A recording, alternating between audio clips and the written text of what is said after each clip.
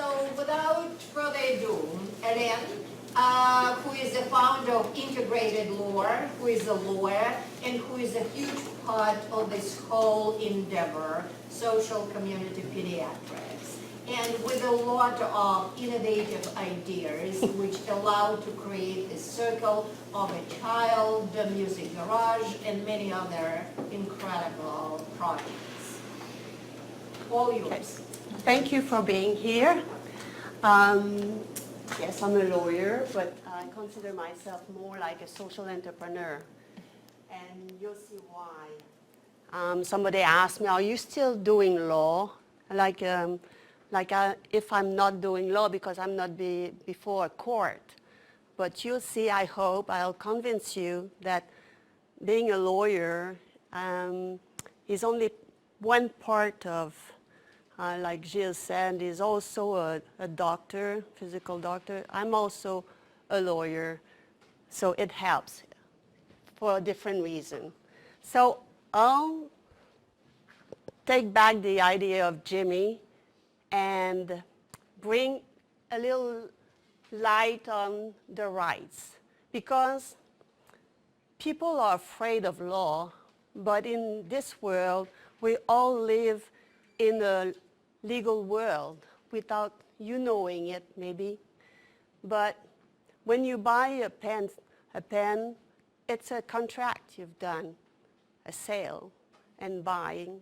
So it's already, when you take the bus, it's already a contract, a transportation contract. We live in a legal world, but we don't see it that way. So when we talk about law, it's not very strange. It shouldn't be strange to you. And you'll see why. When you are in the social world, you see needs that are not being met. Well, a lawyer will see rights that are being violated. All of this you're working with. Have you seen incomplete diagnosis? This is a reality, because a doctor would see a child alone in his office and address physical needs, and another would address mental needs. You know, I went to a doctor, and you'll see I'm coughing here and there, and I said, would this medication for my bronch, helps? Yeah, helps, because I've got asthma, and he's got sinuses, things like that. He said, well, I'm just working here. I'm not working from there to there. So, you know, this is the same thing for children. If they are hurting there, and I'm going to make a really general statement there. In the ideal world, we would look at the global health. In the even better world, we would look at the global health based on children's rights. And this is what we are trying to do in community health, social pediatrics. So there's different visions, different beliefs, different approaches. You talk about cultures, this should be speaking to you. For instance, the Western society and the Aboriginal society, which I know better. I could take another society if I knew about it. I know better Aboriginal society. In our Western society, we think the child is to be silent. A good child is somebody who behaves. He doesn't speak when the adult speaks. He sits down. He's not being heard. Because the infant in the Latin word means somebody who doesn't speak. Someone has to carry the voice for the child. We want to protect him, so we have to interpret for him. We think we will have to carry him because he's too young. We want to protect him from the horror of this world he's living in. He sees it. Korczak was living in the worst era that you could think of. He was protecting his children, but not speaking for them. He was having them being part of their life. And we haven't learned from that. So we have to think back what he was doing and try to live in his spirit. So we think parents have to raise their children and according to the accepted dominant norms, right? If I hit my child, it's no longer acceptable in this society. It was when I was younger, you know, and teacher used to hit children, not me because I was a bit younger and by the time I was at school, it was not acceptable any longer. But some society arrive here and it's acceptable for them to hit their children. And who are we to judge? We can only help, you know, bring to an acceptable, because I don't think it's acceptable to hit a child. But I was hit. And, you know, I didn't hit my child. So we have to learn. But when they arrive, they have to learn quicker because we judge them. So the system is based on secret. And if you hit your child, I'm going to report on you because I want to protect your child. So I'm going to take the phone and I'm going to be protected because I'm going to call youth protection and I'm going to say the child is in danger because he's being hit. See? But that's done. I've done my work. It's anonymous. The state has exclusive decision-making power. You want to help in the society, but you have no say because I am the state, I am the youth protector, and I have the law giving me the power to decide on what is going to happen with your child. I can involve you, but you have to collaborate with me. Otherwise, you're not going to see your child anymore because you're a bad parent. You're incompetent. How do you feel when I say you're incompetent? You feel incompetent. You believe me because I'm the state. I believe your child is incompetent. Your child is no good. Your child is misbehaving in school. Wow, you know, I'm not a good parent. I didn't raise my child properly. The child is normally absent in the decision because we are experts. We know better. We know better for the child because we know we are doctors, we are lawyers, we have all the answers. All they have to do, they are recipient. They have to just do what we say. You know, take your pills, do your homework, do whatever I say because I'm the expert here and I know what's best for you. So you don't need to be there because you're young. And whatever you have to say, it's fine, but you're too young to know. You know, you're not, like Janis Korczak used to say, excuse me, you're not, he didn't say that, but you're not wise enough. You know, I'm going to tell you whether you are wise enough to participate in the decision making that regards you and whether you're capable to understand. I'm going to do that. That means I'm wiser than you. I'm more, you know, capable than you because I'm an adult. Korczak, what did he say? He met adults that are not as wise as children, as not as capable of participating to the decision. He met children who were more wiser.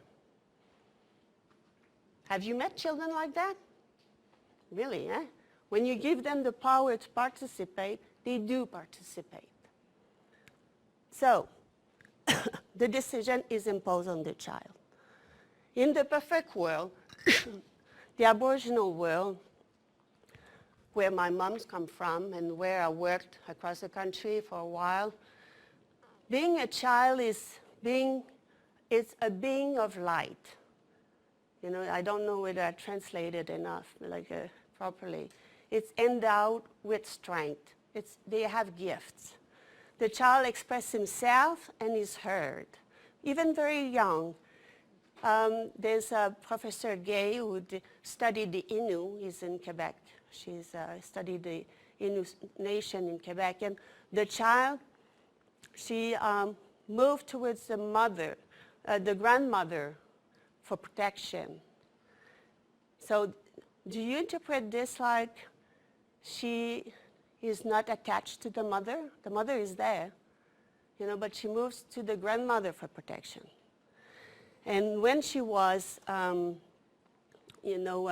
mother, she gave the child to the grandmother. In their tradition, you can do that, but that doesn't mean that you are not attached to your child. It means that I'm not ready, you know, I have to do things for myself. I know you're better, my child, with my mother. But that doesn't mean I cut the relationship. I mean, I trust that you are going to be better, but I'm there. And in this world, we cannot do that. You have to choose a caregiver, and in the youth protection, sometimes, often, they cut you have to be with a foster care, so maybe you're not, it's going to be too complicated to be with natural family. You know, you have to be adopted, so we have to cut the affiliation. So we have to ask children what they think about that, and we meant to do that. Really, in reality, we're going to do that with children. What do you think about this rule? So the community shares the responsibilities. Question? Yeah, could I just, could I just ask something about this? Sure. I think this is very interesting, but it looks very kind of black and white. Yes, that's the reason why I did that. It's not, it's the real world. It's the, when you go to day one, the philosophy of Western society compared to the philosophy of Aboriginal society. Okay, so, because, you know, I mean, we all enjoy a bit of Western society bashing, you know, we could do that. But surely it's a kind of continuum, it's much more complex, because within Western society there are many attitudes and behaviours which are far from that, and so it's probably, there's a scale of things. And if you look at traditional societies, Aboriginal, tribal societies, there's many atrocities to children. So, you know, to put it in this, it almost looks like this is the wonderful world is over there and the horrible world is over there. But so I'm sure you accept that there's a lot of nuances in. That's why I said in the ideal world. You know, in the ideal world. It's not one is better than the other. It's just like, even you talked about culture. It's just like to bring you in your mind that one is not better than the other, but we can learn from the other. We can learn from other cultures. Sorry, maybe I haven't understood. Yeah. Are you saying that this is Aboriginal society? That's Aboriginal philosophy. You know, in this world, you know, you just go on Hastings, you see that it's not the case, okay, right? Okay. And in the Western society, it's not all like this. Yeah. You know, and there's reason why children are kept silent, or children, we call them infants, and there's reason why we develop a world of children, a world of adolescents, a world of adults. We have no time to talk about this right now. But I was just wanting to show you that there's different realities in this world based on cultures. It's not one better than the other. No, I wasn't saying No, it's no. better than the other. It's just a different philosophy towards the child. As for me, it's something, what is cultural taken for granted into civilizations or circles or cultures, and maybe what's wrong and what good is because of something or against something. Yes, many good things in Western societies, I think, we can do against, I don't know, this, for example, approaches or features. Mhm. It's just learning from one another, not judging. Yes. My understanding is that the way we present that is that both utilize their basic values in different ways. The Aboriginal culture, probably in most cultures, the child is someone, being of light, basically. But we lost contact with the child completely in the Western society. In Aboriginal society, they lost that too, their values, because they were assimilated and they were not able to identify their children. We're not either. We're both wrong, in fact. But if I can go on, this is not the idea for you to say, oh, this is good, this is bad. It's not why I'm showing this. I showed that to my colleagues and they had the same reaction. Are you planning, this is good and this is bad? No, because I said I could have put Jewish society there, I could have put Iranian society. I don't know about them. So I put what I know, Aboriginal society. But whatever is there is just to show you that there's different ways of seeing children in this world. And there's different ways of bringing children in this world, And it's just you have to keep this in mind when you're working with children in this society. I'm really sorry to interrupt you. Sure, Guy. I know you want to keep going, but just, I think, to clarify what you're trying to get at is that this isn't true. This isn't accurate. This is an That's right. idealized distillation Exactly. of the essence of what That's it. is beyond, what is underlying the structures and the systems and the bureaucracies that grow from it. Mhm. That's Exactly. the basis. But Yeah, it's not sure. true, it's not real. That's the true. reality is a Okay. continuum of all of the That's it. That's the idea. Just maybe, because I've been working a long time with UNICEF on the issue of female genital mutilation in traditional societies and, the atrocity of that. And to imagine that traditional tribal societies are wonderful and they really consider the child to be at the heart of the light is really not true in that case. This is the ideal philosophy, okay? Just like you explained perfectly. You see? And the point of this is to see that when you deal with a child, he has a background with philosophy, with culture, with values that may not be the same as you, but you come from the dominant culture. And the dominant culture, the dominant norms are imprinted in law. So you have to be careful when you see a child and you see a child in the complete world. It does confrontation. This is the point. See? So, there's 5 keys to respect children's fundamental right to develop their full potential. There's probably more, there's probably, and you probably add. But the important point here is that every children, regardless of the caretaker, social economic status or values or philosophy of life or whatever, background of cultural identity, they have the fundamental right to have every opportunity to be healthy and to develop their full potential when being recognized as a full human being. And as Korshak said, not as a human in becoming. This is fundamental. You have to see the child as a human, full human being, and we say in community social pediatrics, full citizen, not half. Full citizen, with all the meaning that it means, it brings. You have to think, there's 5 keys, I said. So the first one is think out of the box. Okay? And you will need this to work with Jimmy, because his life is not easy, just like any other kids that you work with. And this is fundamental, and remember this, out of any other keys that you will see today, imagination is what will serve you, because in this world, it's not perfect. So this program is not going to be for Jimmy because he's 6, and this program is for 9 to 12.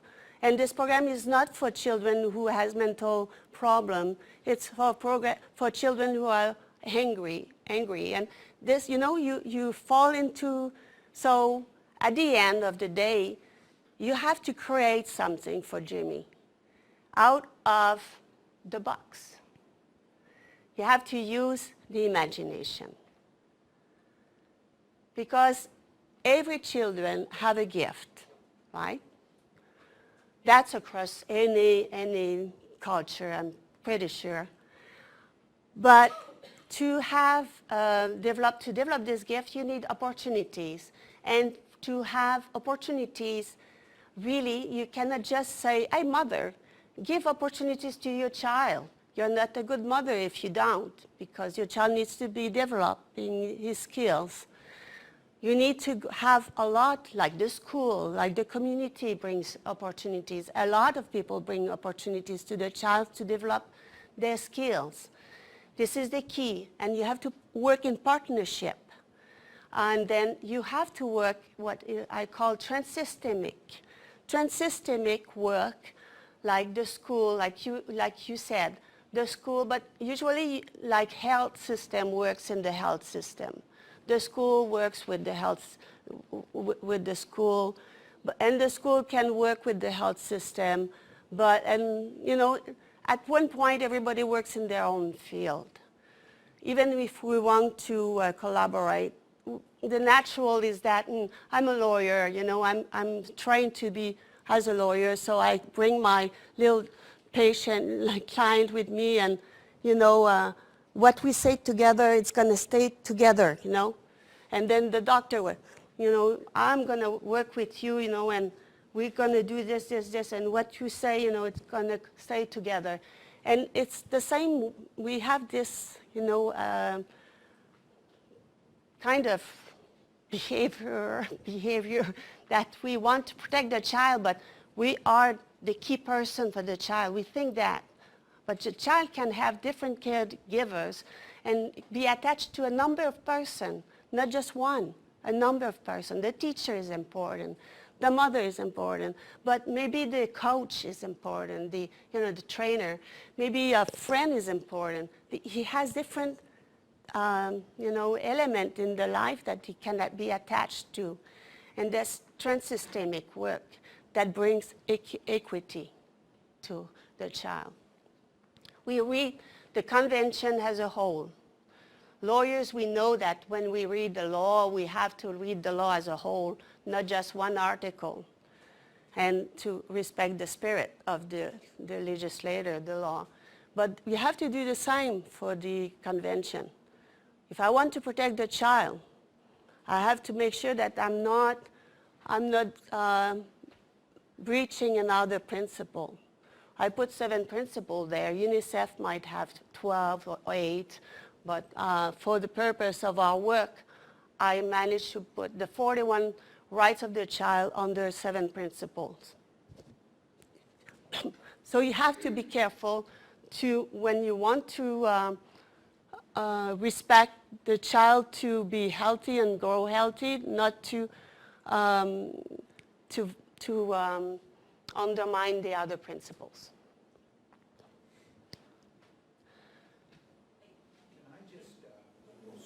I want to know how you view rights and principles differently. Sorry? I want to know the difference between rights from your perspective and principles. Well, that's just words. It's just like one principle regroups a number of rights. So the 41 rights are, like I have a table and we worked on this, and actually there's a capsule and a training on the what you call the portal, the website, that you can go through the 7 principles with the rights that are This attached is more to them. practical when you deal with, in clinic and evaluation, it's you have your 7 principle well in memory. 41 rights, I get lost. Your principles are an amalgamation of the Yes. rights. Yes, it's a classification.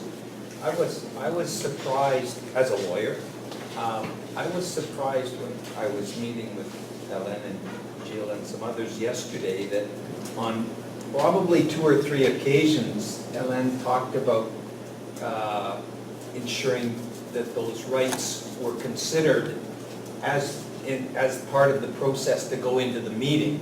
So these are not things, for me, what the message I heard from that conversation was these are things when you are meeting with the child and the family, and I'm assuming, yesterday we were talking about this preliminary meeting for evaluation and identification of issues.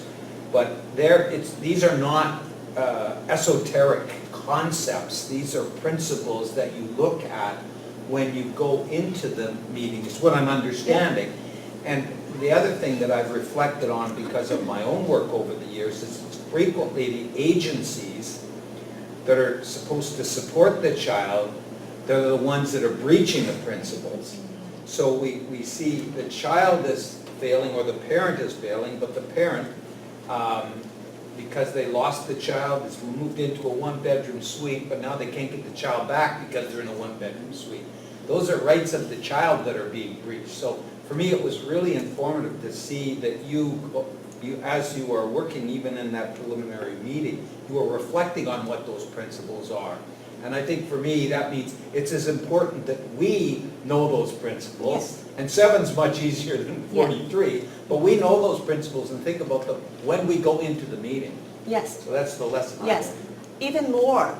In the Community Social Pediatric Center, the 7 principles are in the napron, like a small card, and they are on the tables, and a lot are on the walls. And the children can read them, and the doctor use them as reading, can you read this? Children enjoy civil rights and liberties, including being heard and participate. Huh? And then they start asking questions to the child, and the child says, oh, I have a right for family being involved.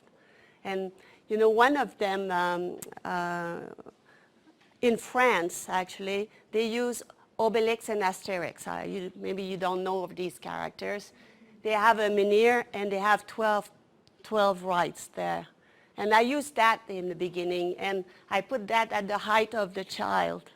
And one child was getting out of the clinic, and she was tall enough, and she could read because it's in the, very easy to read. And she started crying. And you were there, and you say, why are you crying? And she pointed, I don't have this. And that was my family. I don't have this right. My family is not there. My family is being stolen from me. So this is so important. And you see how we work with this. It's not only for adults. You see that children need to know that. And they know that. And they are very, very keen to know their right and obligations. So really involve the child based on the right to fully participate. Well, what's missing here? The child is missing. Huh? Can't talk about the child if the child is not there. The child is going to guide you, like we said. But the family is there. The family is an expert as much as the health sciences experts, social sciences experts.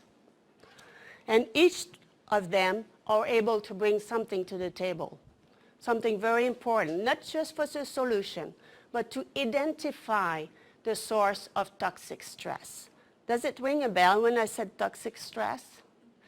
It means everything that makes you sick, everything that makes your global health not adequate. Social sciences need to be there too, because if you're trying to do everything by yourself as a doctor or alone as a social workers is here because they're trying to do a lot of things. They have services access and, work with relationship. But doctor less, lawyers less, so we work together to bring all the expertise. But remember I said we live in the legal world? Well, we have to think that way too when we work close to a child, if we want to have global health based on children's rights. So the lawyer is not always there in the clinic, but the doctor knows about the 7 principles, the social worker, the educator, everybody's around the child, they know about the 7 principles. And they know that to have access to justice, those rights needs to be respected, but they also need some doors so that these rights are respected. And then when those rights there's a flag, then there's a door towards legal aid services that we have in Quebec, but there's also legal aid services. Sometimes they don't take that kind of, breach. They will, according to law, only take a certain subject and only for people that have low incomes. So sometimes you fall in between. So you have to have other doors, and you work with pro bono lawyers who are like Suzette and Caroline, for instance, here. And you work also with doctors and social workers who can knock at the door, and most of the time they can solve 95% of the cases that are breach of rights. You don't need the lawyers all the time. When you live, you don't have a lawyer beside you to take the train. You do it naturally because it's in you, like you learn that. But you learn also to defend the rights of the children. And you do it, but you don't call it advocacy. You don't call it, I'm a lawyer because I do that. I go knock at the door of the school because they want to exclude my child and because they think he's ADHD. No, he's deaf. No, he's not opposing. He has selective mutisms. So you have to put words on different specialties, brings different vision to the table. So we've seen that earlier, mobilizing the child and his network. Well, the child has parents. Sometimes they have extended families. They have family networks because families that come from different countries, who you said they arrived here, they didn't choose. Well, the whole family didn't come with them. So but they started doing networking, to have support around them. And these people are very important in the family network. So you have to know that where they are, they exist. And they are keys to help the child. And there are all these other people, the school, health clinic, daycare center, child health society, police. I had a police one time in my circle, the child circle, because he was always involved at home. She was a police. She was very tall. Community group. So there's a lot. There's a lot around the child. And often we don't see them. So, Jimmy. Remember we did a lot of work with Jimmy? Well, not at 10 years old. His life kept going, because the child keeps on living. Yeah. In community social pediatrics, you meet the child for the first time, and then you might you do things for him, you help him, you find solutions, and then life carries on, and then new things happen, and the child comes back to you, and you work with him again. We would like to do miracles, wouldn't we? We would like to solve the problem once and for all, and that's it. He can go and live a perfect life, but it's not like that. So in community social pediatrics, we make sure that we follow the child throughout his trajectory. Is it English? Yeah, okay, trajectory. Kids can always come back to us up until they're 18 years old. We will meet them again, and we'll go with the demand. So what happened with Jimmy is that, yes, life brought him new obstacle. Dr. Julien already mentioned that his mom actually died in his arm, you said, like, even.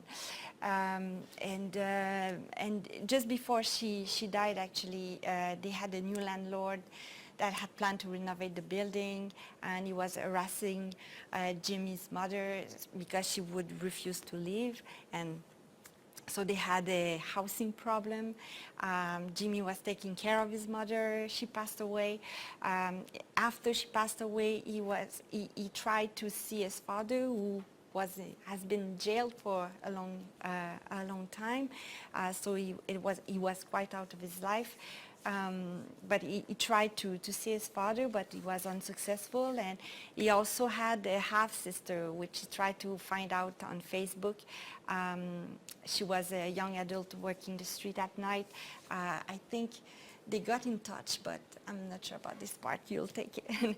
And Children's Aid Society refused to explore this option. So he wanted to quit school, though he was really, really good at school. He wanted to quit school because of all what was arriving, and he was being harassed by some students. So continues to...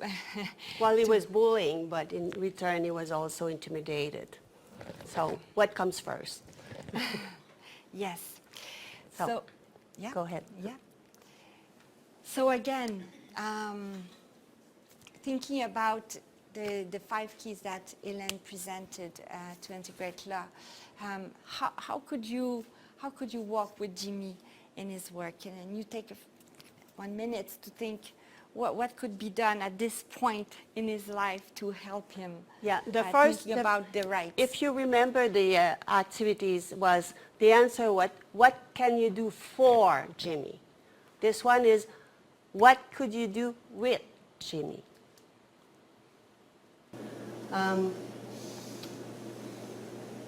You see this? Who said human decided that the circle comes from human?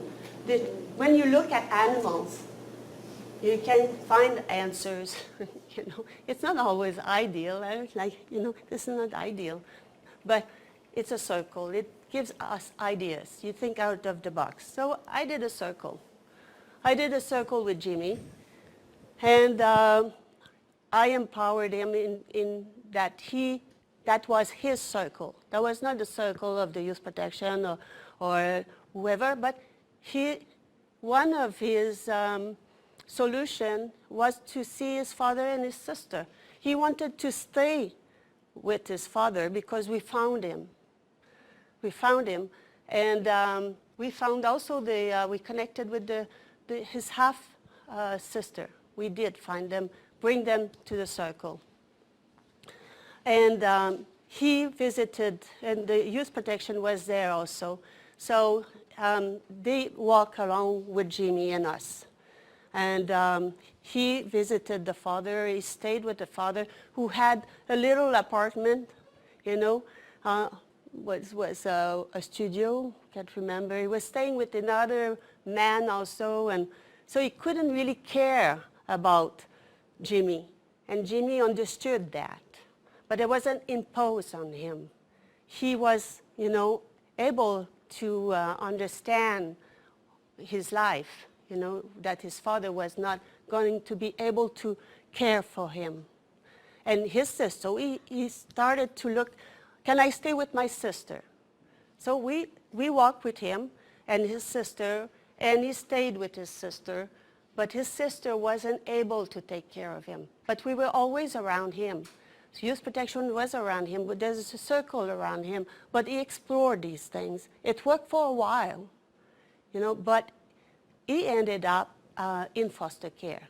Actually, no, he didn't ended up in foster care. He ended up in the group home in the center for kids. He was, well, I think, yeah, it's a group home, but it's a center. It's not like a group home, it's a center. The fact that we connected, we helped them connect with the father and the sister was very interesting because the father, and the mother was French Canadian. And he didn't look, he had a look of abroad, Jimmy, and the father was Pakistani. And that was very important for him to know that he had also a culture from French Canadian.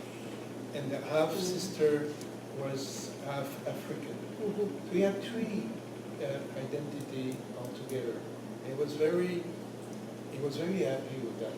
It was not just the French Canadian, it was three different cultures. It didn't work to stay with them, but for identity it was very, very interesting, very powerful.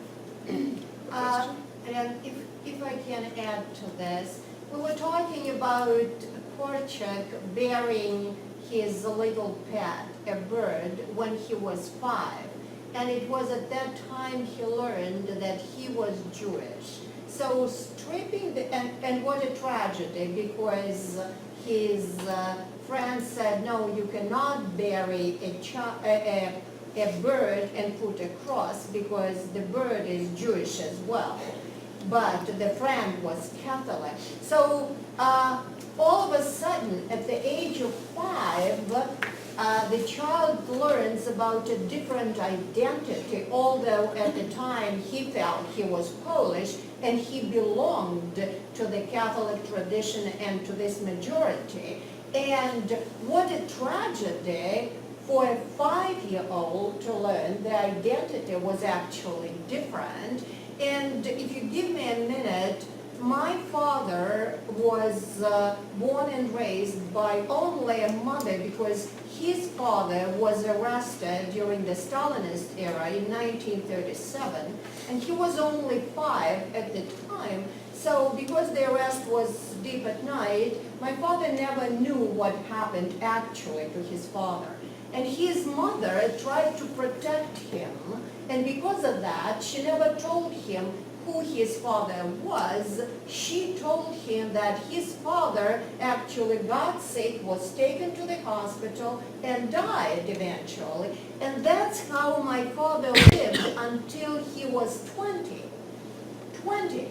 And he had a happy life in the Soviet times, but at 20, he had to provide a detailed biography, and he wrote to his mother what happened to my father. Like, give me the details where he was buried.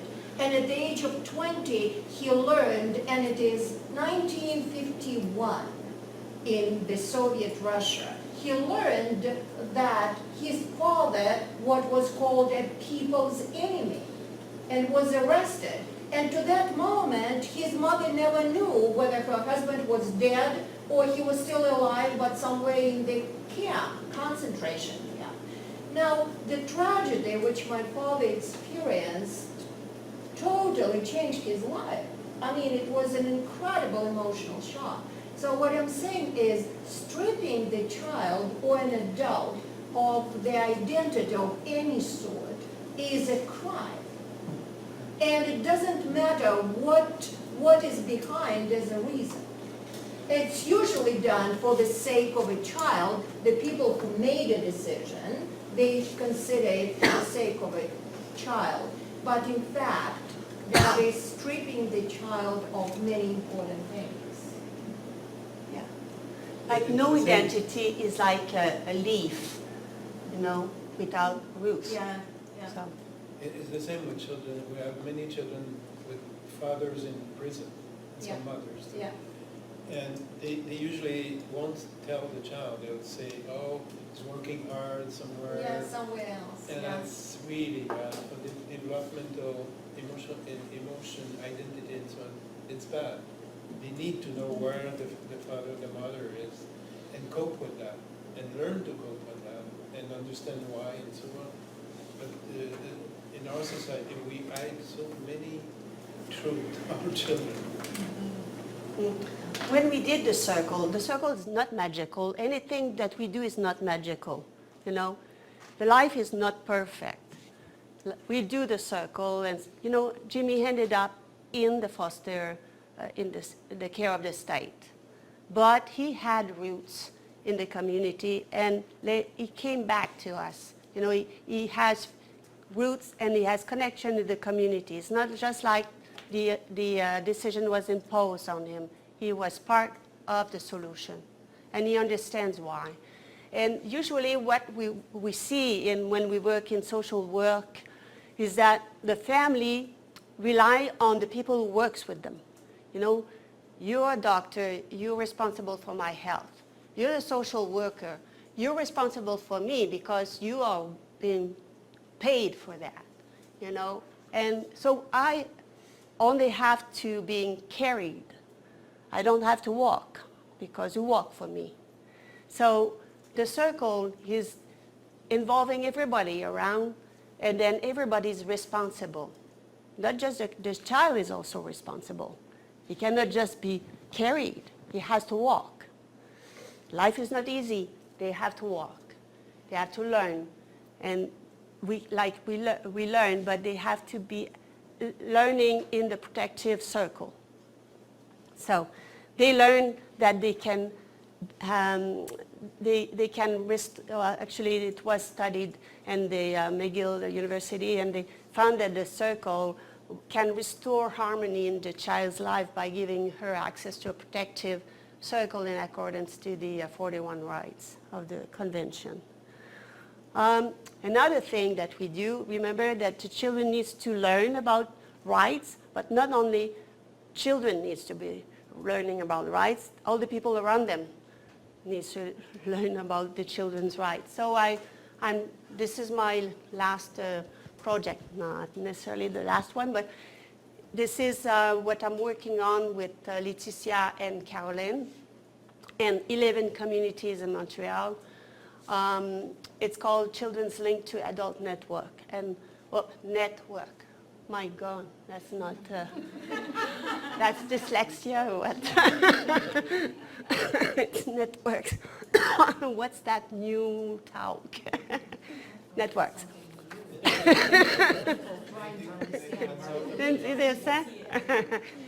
So if the society is not just, can we just get children to work with us? You know, we work with children so that they are aware of their rights. And why did we do children's rights in the first place? Isn't it to build a better society? In my mind it is. So that children's rights, if they are respected, then the children learns to be better at being human. They learn how to respect others. And if we respect one another despite differences, then I think it's going to be a better society. And we have to help one another. You know, it's not preaching. It's just like logical in living in a society, helping one another and, you know, respecting one another, being curious about the differences. And we have to empower children and youth people and building a protective circle with the community so that they can even propose a solution. Look at this. This is the first cohort. These women, they are all, most of them, disempowered. And when they went through this, it's a course on children's rights and responsibilities. There's 3 different levels for children, 3 different levels for adults, and 3 different levels for interveners, the network. So they learn all about what's the children's right. And this little girl, she she knows her right, and when the children knows their right and responsibilities, they can be part of the solution. And one child has been so powerful in knowing her right that she has been able to gather the two clans who were fighting together for years. At 9 years old, she was able to gather them because they were fighting over her. They wanting her, you know, and she was able to do the reunion, and it lasts based on her rights. And these women, we've done that also in multicultural setups, and they said, yeah, I was aware of my rights, but now I wish I would have known that better when I arrived in Canada, you know, so that I am able to protect my child better. I just find in doing children's rights education, it's really important to talk to adults about, it's not a one-time conversation or workshop. It's a continual conversation as people develop and gain more knowledge or understanding of the world around them. It's not because part of the role in my job is to educate young people about their rights. But I can't, what I say is, this is not just me. This is everybody needs to be a part of this and continually having conversations with young people about what that looks like. Yes, exactly. More than that, we have to put in action. Yeah.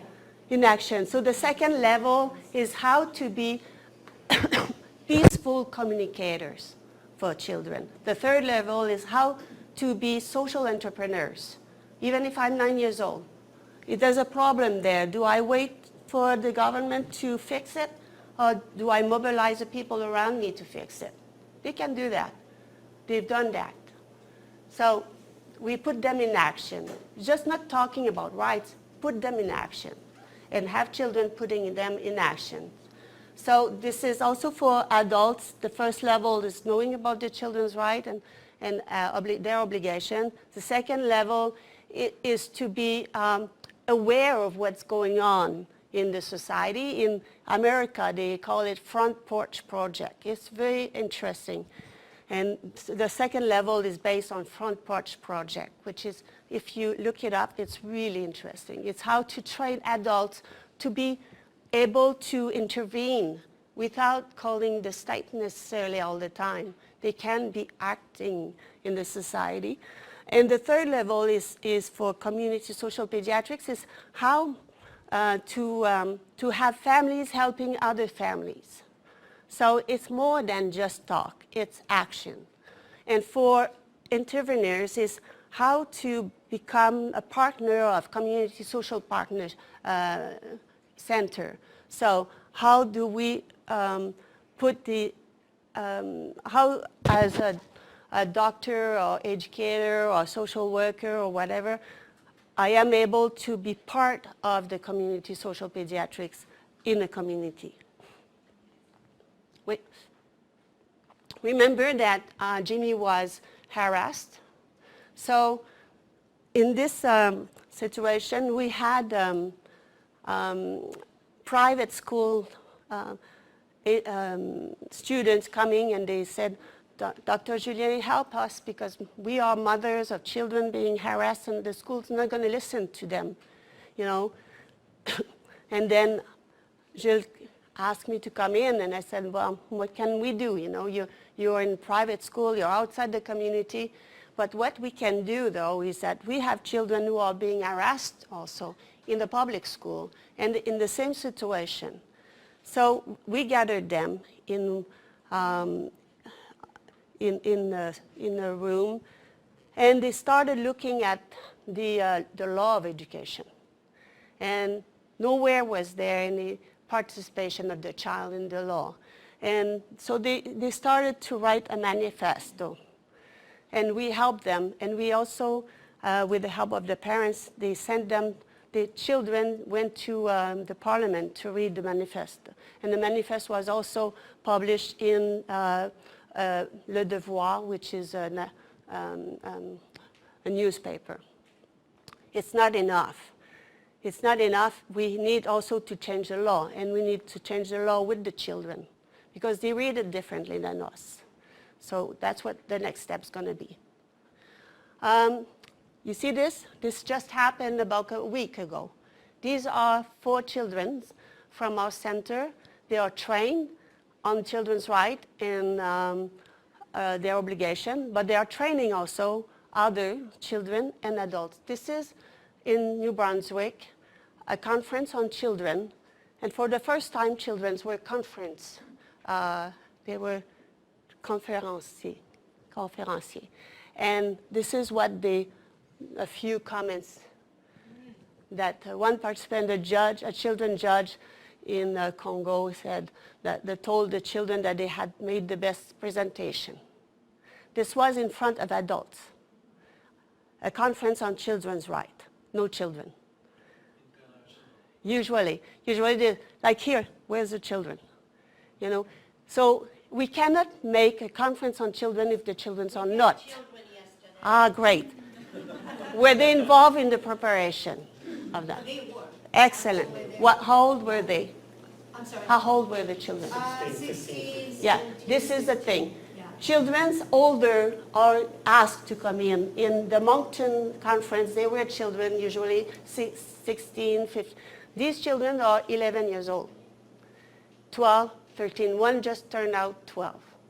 So we have to remember that younger children, they can participate and they have things to say.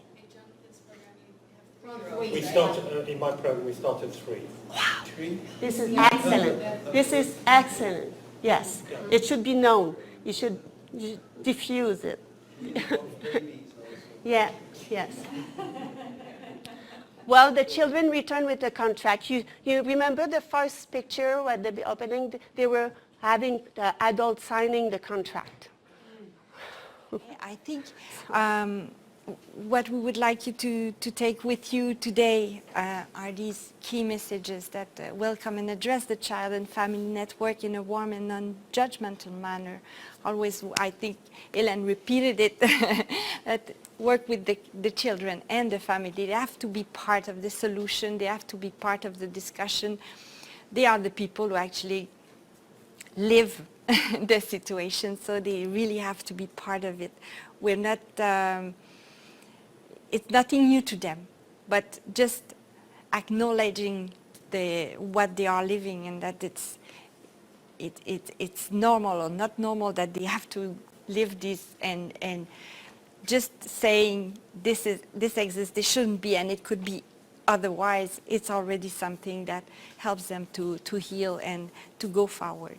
Actively listen and readily integrate the child and family network into this decision-making process.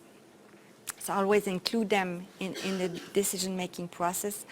Try to evaluate the child's difficulty and decrypt, try to identify the sources of toxic stress in close partnership with the child, the family network, and professionals from the medical, social science, and legal field. I mean, the more people there are around the child, Dr. Julien mentioned it, the more people there are around the child, the more likely you are to find a solution that will be fine for the child. Share pertinent information in presence of the child and the family. There's no need secrets. They know their own secrets, so you can actually share them with them. It just makes it, okay, normal to them. Elaborate a coherent action plan is a circular organizational model. So often the child, they receive many services, but all in different places. So try to be coherent. When everybody share the same information, when everybody get the same understanding of a situation, you're more likely to arrive at coherent solution that the family and the child will actually follow, sorry. And read the Convention of the Rights of the Child as a whole to contribute to social justice, but you are already doing this in these 2 weeks. So these are like the main messages. Dr. Genier, would you like to add something? I just want to say that we're not in theory, okay? We're practitioner, and we're using all evidence-based knowledge to put up a better practice every day. We have a method which is very interesting, practically again. So we develop tools to use practically every day when we're sitting with a child, a family, and gathering in the circles or evaluation. We use all those tools, mainly the convention, to address all issues. But the method is really at reaching out all these people who usually refuse to be helped because they think they're so bad and not valuable. So we're there just to accompany these families, these children to success. And we do succeed a lot to bring them to success. Most of our kids get better. We lose some of them, but we have so many now. We're all together in the province of Quebec, we followed more than 8,000 children, very vulnerable families. Just the Garage and Music, we didn't talk about it, which is Hélène developed this concept of a specialized community, social pediatric community center. 800 children every week comes to practice music together. These children wouldn't have access to music in any way, even at school. And the Garage and Music is specialized because it's the collective practice of music, but it's also clinic in social pediatrics that we do there. We also have a team to support them. These children who have learning difficulties or who leave school, we bring them back to school, supporting them with special educator and so on.